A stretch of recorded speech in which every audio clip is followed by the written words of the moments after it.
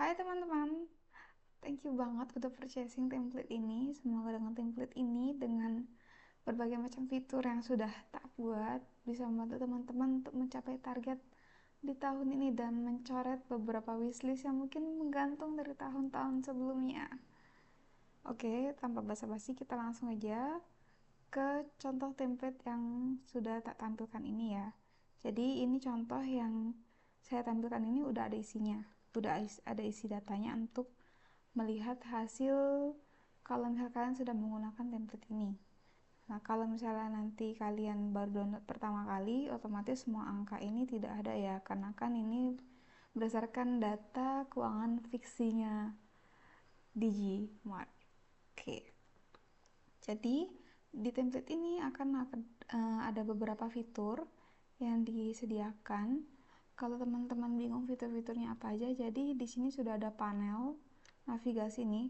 Di tiap sheetnya itu akan ada navigasi di sebelah kirinya sini. Nah, kita bisa lihat ya, ataupun kalian juga bisa nih, bisa dari lihat sheet-sheetnya apa aja sih yang disediakan di template ini. Untuk template ini sendiri itu pertama kita ke bagian pengaturan. Di bagian pengaturan ini akan ada beberapa bagian. Yang pertama itu untuk budgeting 50 30 20 10 ataupun nanti disesuaikan dengan kondisi persentase dari masing-masing keuangan teman-teman gitu ya. Nah, di bagian ini nanti teman-teman bisa menyesuaikan dengan kondisi budgetnya teman-teman. Untuk informasi di awal, template ini dibuat khusus untuk pembagian budget yang dibedakan menjadi 4 bagian, yaitu untuk kebutuhan, utang, tabungan, dan keinginan. Normalnya beberapa profesional itu ada yang membagi 40% untuk kebutuhan, untuk kalau teman-teman punya KPR ataupun cicilan mobil itu 30%, tabungan 20% dari penghasilan, keinginan 10%. Jadi misalnya gaji teman-teman itu 4 juta gitu kan ya, berarti 4 juta dikali 10%-nya berapa? 400 ribu untuk keinginan seperti itu. Itu contohnya aja. Nanti kalau misalnya berarti kalau misalnya cicilan rumahnya itu ternyata 2 juta gitu ya, dan penghasilan kita 4 juta ya, berarti utang kalian harus masukin mau nggak mau budgetnya 50%, karena itu kan nggak akan bisa diubah-ubah. Jadi data ini sendiri itu tergantung dengan kondisi keuangan teman-teman, dan totalnya harus 100% ya. Untuk detailnya nanti akan dijelaskan di buku panduan. Di sini juga ada perhitungan untuk dana darurat. Kalian cukup mengisi yang berwarna putih ini aja, sesuai dengan pertanyaan-pertanyaan yang ada. Juga ada perhitungan target dana pensiun, dan diisinya cukup yang putih-putih ini aja. Nanti di bawahnya ini langsung terhitung otomatis target dana darurat kalian itu dengan ketentuan yang kalian sudah isi di atas itu harus nabung berapa sih per bulannya biar kalian bisa mencapai financial freedom, atau artinya ya ketika kalian udah di usia pensiun, misalnya kalian mau pensiun di usia 55 tahun, kalian nggak perlu mikirin lagi untuk mencari uang di usia tersebut, karena kalian sudah ada dana simpanan seperti itu. Nah, nanti kalau kalian sudah mengisi kedua perhitungan ini, kalian akan mendapatkan hasil perhitungan target penghasilan per bulan. Jadi di budgeting ini selain kalian hanya mengepus budget, kan harus juga tahu kalau misalnya memang utang kalian tuh misalnya harus cicilan 2 juta per bulan, berarti penghasilan aku tuh idealnya berapa sih? Sebetulnya agak kurang ideal lah kalau misalkan penghasilan 4 juta dan setengahnya itu sudah masuk ke utang gitu ya. Berarti ya kalau misal uh, gaji kalian itu 4 juta, sebisa mungkin ditingkatin tuh. Kalau utang kalian 2 juta ya minimal gaji kalian 5 juta atau 6 juta gitu, sehingga bukan 50% dari gaji, tapi kalau 2 juta dari 6 juta ya 30%-annya dari gaji. Itu masih make sense karena kan kebutuhan kita juga di luar itu masih banyak seperti itu. Ini contoh perhitungannya nanti akan otomatis terhitung di sini ya teman-teman. Jadi di sini kalau kalian sudah mengisi data dana darurat sama dana pensiun, kalian akan mendapatkan perhitungan pendapatan kita tuh harusnya berapa sih agar kita bisa mencapai kehidupan yang ideal gitu ya, tidak harus tekan-tekan budget tiap bulan gitu. Nanti untuk perhitungannya kalian tidak perlu isi apa-apa karena sudah terhitung otomatis, selain di sini di bagian untuk target penerimaan sebelumnya. Jadi kan sebelum isi template ini kalian kalau masih pelajar berarti penghasilan per bulan biasanya berapa sih, atau dapat jajanan berapa sih dari orang tua. Kalau kalian udah kerja sebelum isi template ini, kondisi pendapatan kalian sekarang berapa sih gitu, bisa diisi di sini. Kemudian untuk list kategori juga nanti teman-teman bisa isi di sini. Dan ini sekali lagi karena kita budgetingnya berdasarkan 4 kelompok, yaitu kebutuhan, keinginan, tabungan, dan utang. Untuk list nama-nama pengeluaran kalian itu juga tak bagi ya berdasarkan data 4 kelompok tersebut. Ini udah ada beberapa list yang disediakan. Nanti kalau kalian ada tambahan list di bawahnya, bisa langsung isi di bawahnya sini. Dan ini tenang, masih tersedia sampai 50 akun gitu. Kalau kalian ada 50 jenis pengeluaran kebutuhan gitu ya, aku kurang tahu. Misalnya kalian ada selain di sini apa ya, biaya les misalnya di sini belum ada ya. Kalau saya ketik biaya les di sini, nah nanti dia otomatis akan berubah warna hijau. Maksudnya warna hijau apa? Berarti belum ada nama biaya les di list kebutuhan dan list lainnya.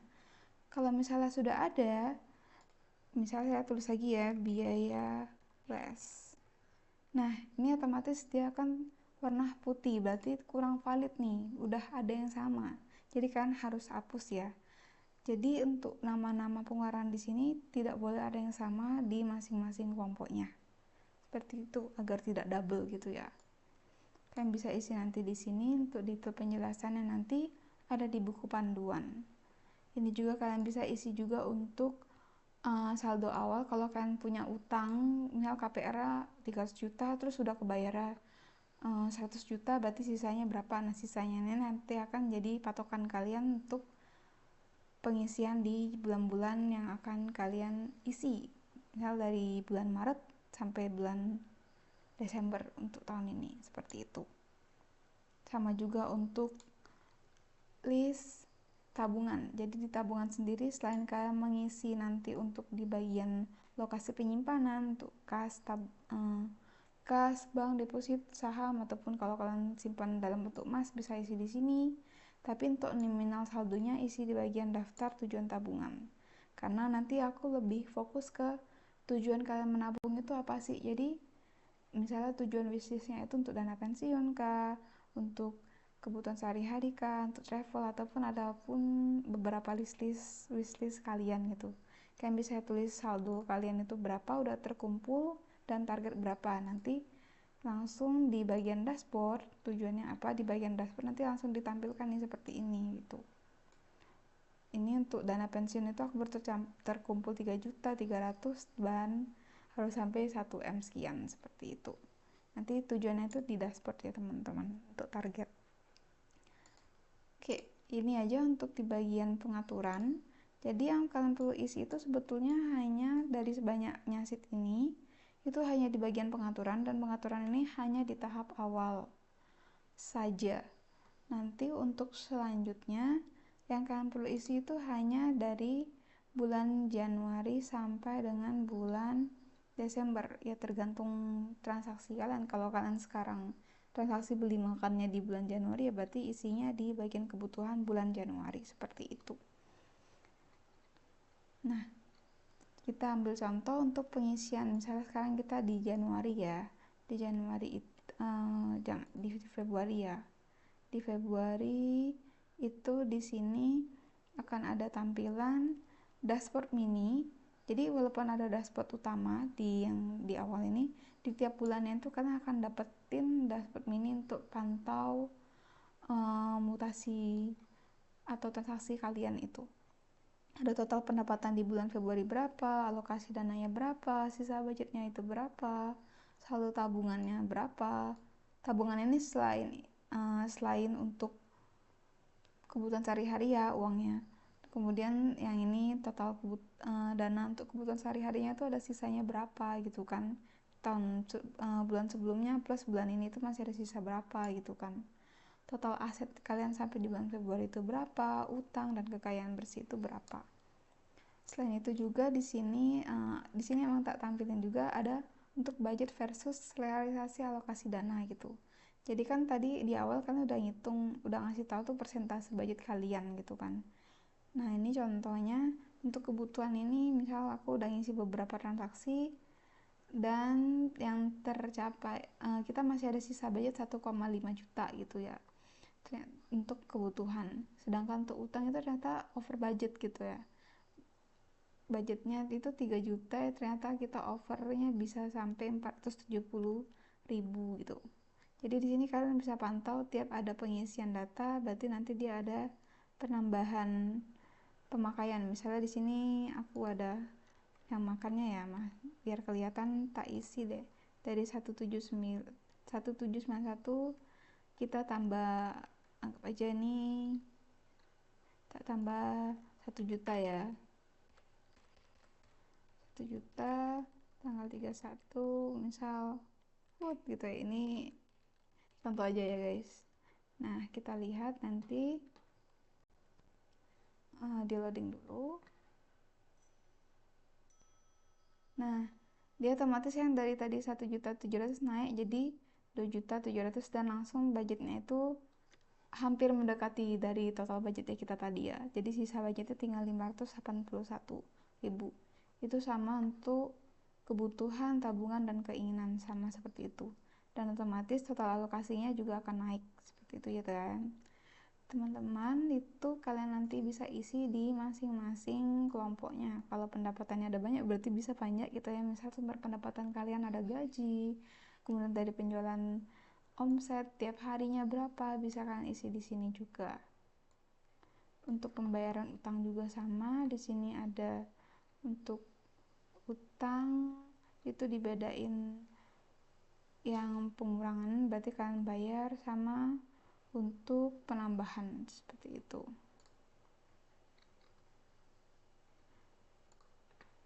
Nah, untuk tabungan juga, keinginan juga. Nanti detailnya ada di buku panduan. Jelasin juga sedikit untuk rata-rata ini, jadi didapat dari mana? Didapatnya dari tadi yang kita isi kan dari sini. Totalnya kan 2 juta dibagi dengan, karena kita ngisi terakhir itu sampai tanggal 31, berarti 31 dibagi 31 ya berarti rata-ratanya per hari itu kan ngeluarin uang sebesar 90.000. Jadi ini akan update terus tergantung dengan pengisian data kalian. Jadi misal di sini aku hapus ya, berarti rata-ratanya harusnya lebih gede nih. Nah 57, karena kan tadi aku gede banget tuh gitu. Berarti ya totalnya dari 1.700.000 dibagi 30 hari seperti itu ya. Di sini kan bisa kamu kontrol, misalnya aku kebutuhan tiap hari itu untuk kebutuhan makan, minum, yang pokok-pokok itu aku ngeluarin uang budget 50.000 gitu ya. Ya jangan sampai nanti rata-rata per hari kalian itu lebih dari 50.000. Seperti itu. Untuk Januari sampai Desember pengisiannya sama, itu tergantung masing-masing bulan kalian. Oke, kita balik ke untuk dashboard utama. Nah, di dashboard utama ini sampai dengan sheet selanjutnya yang akan aku jelasin itu semuanya terisi otomatis. Teman-teman hanya perlu memberikan centang data di atasnya aja kalau mau tampilin 1 tahun full dengan catatan karena memang kalian udah ngisi 1 tahun ya. Ini kan aku datanya udah ada, tak isi sampai 1 tahun, dia akan otomatis ditampilkan total pendapatan selama Januari sampai Desember. Kalau aku tak ilangin Desember berarti ya Januari sampai November. Kelihatan ya, lebih dikit ya. Nih, lebih dikit. Mau dicentang seperti ini juga bisa gitu ya. Tergantung dengan data yang mau kalian tampilkan. Dan semua angka di sini dan grafiknya akan otomatis menyesuaikan dengan filter bulan yang kalian centang gitu. Di sini ada apa aja selain top-top yang di atasnya ini, itu juga ada untuk perbandingan pendapatan versus pengeluaran. Misalnya kalian mau bandingin antara bulan Maret sama bulan Mei gitu ya. Berarti nanti ditampilkan hanya data Maret dan Mei. Sama juga untuk presentasi alokasi dana. Jadi kalau misalnya kalian lihat nih, oke, berarti kan pengeluaran aku di bulan Mei itu sama Maret itu sekitar 5 jutaan ya kalau kita grafiknya lihat. Nah, aku mau lihat itu rata-rata itu banyak keluar itu di mana tuh dananya. Oh, ternyata itu paling besar itu di cicilan sebesar 47. Agak melenceng dari budgeting kita di awal tadi yang hanya 30% gitu ya. Itu bisa jadi di dashboard ini tujuannya apa? Untuk mengevaluasi pengeluaran kalian itu tuh apakah sudah sesuai dengan budget yang kalian tentukan, seperti itu. Kebutuhan, tabungan, dan keinginan nanti kalian lihat sendiri di chartnya. Dan ini balik lagi totalnya itu sesuai dengan centangan yang di atasnya ini ya. Target pendapatan itu juga sama, target pendapatnya ini didapat dari, kalau targetnya dari pengaturan kan ada kan di target yang awal kalau kalian udah ngisi dana pensiun sama dana darurat, dan yang terkumpul ini berarti total pendapatan selama Januari sampai Desember kalau di contoh data ini itu yang terkumpul sudah berapa, seperti itu selama 1 tahun ya guys. Kemudian juga kalau tadi di sini presentasi alokasi dananya baru per kelompok, nah di sini dijelasin nih, sekarang aku mau tahu kok utang cicilan aku tuh besar banget 48 itu tuh dari apa aja gitu ya. Nah di sini dilihat, ditampil ini detail top 5 alokasi dana tergede terbesar. Berarti untuk utang ternyata aku lihat, oh ternyata utang aku tuh dari 48 tuh isinya itu kebanyakan cicil mobil, sisanya ada pinjaman orang tua. Untuk kebutuhan itu ternyata aku banyaknya itu di bukan makan malah, tapi malah beli perlengkapan, minuman, dan belanja bulanan. Dimana ya harusnya perlengkapan ya bisa dikurangin lah ya, karena kan nggak terlalu penting-penting amat gitu kan. Untuk keinginan juga ternyata kita banyak beli yang lain-lain ternyata nggak terlalu penting, tapi itu ternyata ngeluarin banyak uang gitu ya. Itu juga jadi untuk evaluasi top 5 dari masing-masing kelompok itu pengeluaran kalian paling banyak di kategori apa, seperti itu.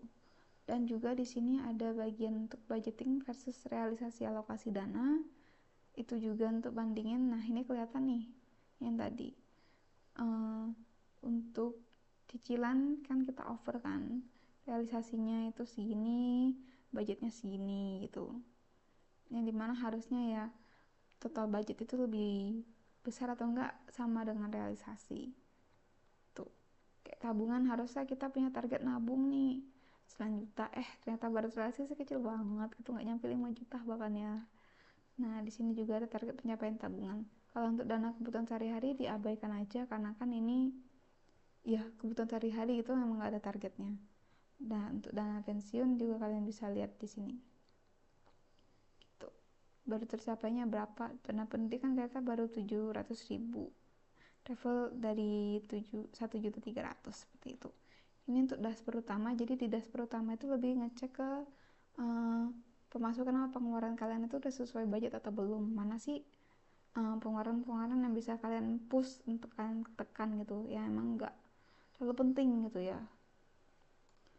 Next kita ke daftar kekayaan. Kalau di daftar kekayaan itu ini aku terinspirasi karena beberapa bos-bos yang aku cek itu ya dia ngecek aku tuh masih sehat gak sih keuangan aku, ya kita lihatnya dari total aset yang kita punya itu berapa, kas, persediaan. Kalau kalian punya saham, deposito itu berapa dibandingin dengan total utang kalian itu berapa, apakah masih besar utang atau besarnya aset. Sebisa mungkin besarin aset kalian dibanding utang ya. Kalau kalian lebih banyak utang daripada aset ya berarti kalian diambang kebangkrutan guys, jangan sampai ya, itu udah jelek berarti kondisi keuangan kalian. Dan semua data ini terisi otomatis. Jadi di sini langsung ditampilkan juga total kas kalian itu per bulannya itu sisanya berapa tiap bulan. Yang non cashnya juga ada apa aja sih aset kalian itu tuh yang non cash. Ternyata kalau di data ini ada mobil, motor, laptop gitu ya. Sama juga untuk utang, misal di sini utang yang cicilan mobil berapa, Novembernya berapa, Septembernya berapa gitu. Yang orang tua juga berapa itu sisanya di. Nah, misal di sini untuk orang tua itu di awal itu ada 15 juta, sampai Desember ternyata kita ada nyicil-nyicil tinggal sisa 4 juta. seperti itu. Next, di bagian kalender pengeluaran, di kalender pengeluaran ini juga sama, kalian ngisinya itu nggak ada yang kalian isi, ada sih yang kalian isi itu pertama kan filter. Kalau kalian mau filter untuk tanggal ini kan yang ditampilin itu kalender bulan Februari, ya kalian mau ngisi kalender bulan April gitu ya, jadi nanti akan muncul pengeluaran per hari. Pengeluaran ini hanya kebutuhan sama keinginan ya, karena kan kalau tabungan kalian mungkin nggak setiap hari nabung, dan utang juga nggak setiap hari nabung. Jadi di sini hanya difokuskan pengeluaran untuk kebutuhan dan keinginan. Jadi misalnya di tanggal 1 itu kebutuhan dan keinginan aku itu keluarannya itu 62.000 gitu. Terus misalnya untuk laundry untuk di tanggal 18 itu laundry gitu. Kalau merah-merah ini apa artinya? Merah-merah ini berarti total melebihi budgetnya kalian gitu. Maksudnya apa? Nah, di sini yang tak jelasin, yang kalian isi itu selain filter bulan, jadi di sini kalian bisa main game dikit nih. Misalnya kita menetapin limit pengeluaran per hari itu 60.000 gitu kan. Nah, kelihatan nih yang di atas 60.000 itu warnanya merah. Jadi kalian bisa evaluasi nih kalau udah 1 bulan itu. Wah, banyak merah atau banyak putih nih kalender kalian gitu. Kalau banyak merah berarti budget kalian yang kerendahan atau emang pengeluaran kalian yang over. Dan itu nggak penting-penting amat dan masih bisa ditekan gitu. Pilihannya kan kalau nggak neken budget berarti ningkatin penghasilan ya, atau ningkatin budgetnya kalian. Terus di sini juga ada total budget yang melebihi batas itu berapa sih. Misalkan ngasih budget 10 kali dah 10 hari dia akan lebih budget. Nah kalau di contoh ini ternyata udah over nih, ternyata yang 8 yang merah-merah ini udah melebihi 10 dan malah minus nih 8 jadinya. Coba kita tingkatin budget kita ya 80.000. Nah turun nih dia karena yang merah itu berarti di sini baru ini aja, baru segini, baru 2 gitu ya, berarti kan masih ada sisa anggaran over budgetnya 8. Ini kalian bisa ngitung over budgetnya misal ya untuk hari Sabtu, mungkin kalau kalian mau weekend ya itu kayak lama lebih budget gitu ya 4, atau ada beberapa harinya yang kalian mau atur, oke dah itu di hari aku lebih budget gak apa-apa gitu. Dan di sini juga ditampilkan pengeluaran tertinggi perharinya itu di mana gitu ya. Di sini masuk ada ternyata cicilan mobil gitu di sini. Kemudian juga di sini, oke, di sini itu jadi aku ada buat list juga. Kalau misalkan ada pengeluaran yang tiap bulannya itu rutin, kalian bisa tulis nih di sini. Misalnya di sini aku tulis beberapa pengeluaran rutinku, terus Spotify kan aku bayar tiap bulan tuh. Nah dia akan berubah, udah ada isinya 197, berarti di bulan Februari itu aku udah bayar segini, 197.000. Ini contoh ya guys angkanya contoh saya lagi gitu ya, berarti yang lain belum ada pembayaran di bulan Februari. Nah berarti kan jaga-jaga nih, aku ada tagihan yang belum tak bayar gitu, ingat untuk dibayar. Dan yang diisi terakhir yaitu untuk rincian transaksi per kategori. Kalau transaksi per kategori itu adalah hanya untuk nampilin detailnya aja. Detailnya apa? Maksudnya detail misalkan promo atau jadi di sini ngerangkum dari Januari sampai Desember. Kalian misal kategori untuk makan gitu kan. Ya di sini untuk makan, terus aku nampilin Januari sampai April aja. Nanti list nih pengeluaran kalian itu apa aja sih untuk makan itu. Oh ternyata pecahannya ada 69, 97 gitu kan, dari bulan 2 sampai bulan 4 di hari-harinya apa aja gitu. Kalian bisa ngecek di sini gitu. Nah aku ganti ini apa ya, oh gaji utama misalnya. Oh gaji utama berarti nambah masuknya 8 juta, 8 juta, 9 juta, 8 juta. Jadi di sini tracking detail dari masing-masing baris yang kalian isi dan di filter per kategori nama-nama akun di sini. Kalau kalian perlu lihat detail pengeluaran kalian gitu ya. Apakah ada yang belum tak catat pengeluarannya gitu kan? Di sini juga bisa dicentang, balik kalau dicentang ya berarti dia tampilin sampai Desember gitu ya berarti. Nah, tuh. Oke.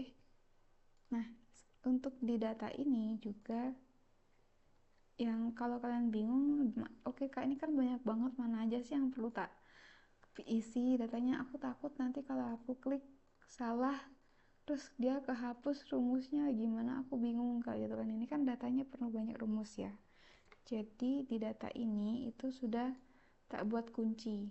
Tak buat kunci itu maksudnya apa? Oke. Oke.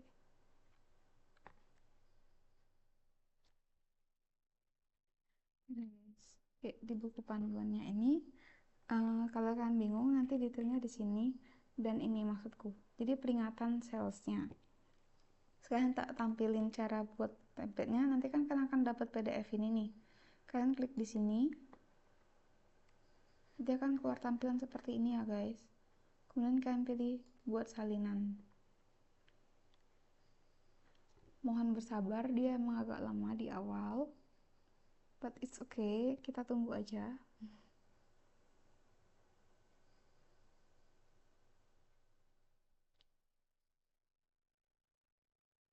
Oke, dia udah muncul. Ini salinan template bla bla bla. Nah, ini file bisa kalian ganti misalnya pengeluaran Mr. X 2025 gitu ya. Tuh. Nah, di sini nanti kalau kalian lihat, ini tadi kan sampelku ya. Ini kan untuk defaultnya aku isi seperti ini, nanti bisa kalian ganti. Yang lainnya masih kosong semua, dan ini disesuaikan dengan kondisi kalian masing-masing. Nah, yang perlu diisi itu berarti yang hanya kalau di pengaturan itu yang warna putih ini dan yang di bawah sini. Kalau kalian ada ngisi, misalnya kalian nggak sengaja di dashboard utamanya itu kalian hapus ini, aku klik delete itu kan, akan dia muncul tampilan perhatian bla bla bla bla bla bla. Berarti ini tolong jangan kalian ubah. Oke, aku nggak jadi ubah gitu. Oh, sorry. Jangan klik oke. Batal betul ya, kita nggak jadi ngedelete gitu. Nah, aku ada ngetik, aku ada ngapus data nih, aku mau ketik satu gitu kan, aku ketik enter, dia akan muncul peringatan karena itu isi rumus, tolong jangan diubah ya guys, dan kalian cukup isi bagian transaksi aja, jadi tolong diklik batal. Tuh, ini untuk menjaga rumus yang ada di sini. Oke, sekian itu aja untuk tutorialnya, detailnya nanti ada di sini. Kalau kalian merasa video ini kecepatan, kalian bisa lihat lagi detail penjelasannya di PDF-nya ya guys. Thank you, semoga bermanfaat teman-teman. Bye bye.